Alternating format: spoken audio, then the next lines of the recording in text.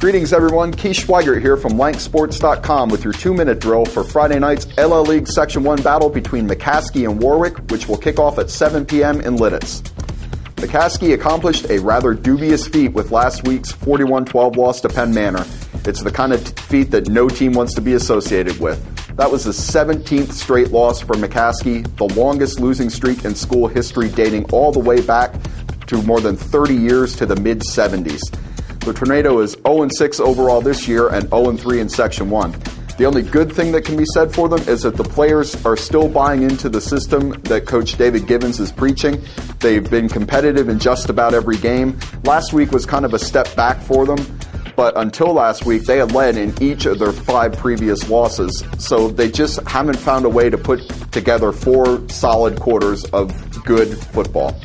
They're going to have their hands full with Warwick this week, though. The Warriors are 3-3 overall and 1-2 in section play.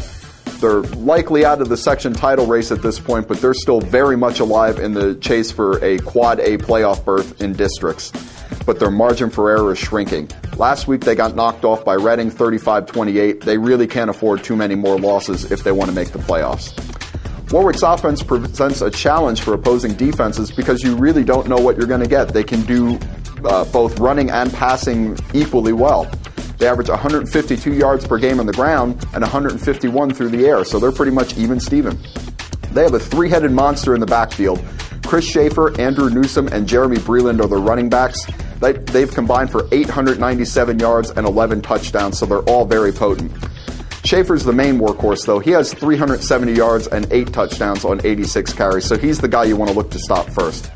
Quarterback Jordan Donmoyer has completed 70 of 146 passes for 903 yards and 4 touchdowns, but he's been picked off 7 times.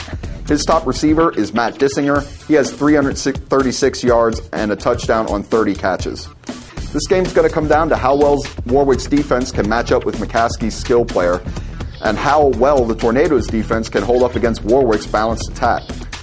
The Warriors faced a team similar to McCaskey last week in Reading, and they lost. Will they learn from what went wrong last week and adjust, or will they be in for another shootout? And can McCaskey finally put together that 4 quarters worth of solid effort that they've been lacking all year long and end that long slide? We don't know, but we're going to find out on Friday.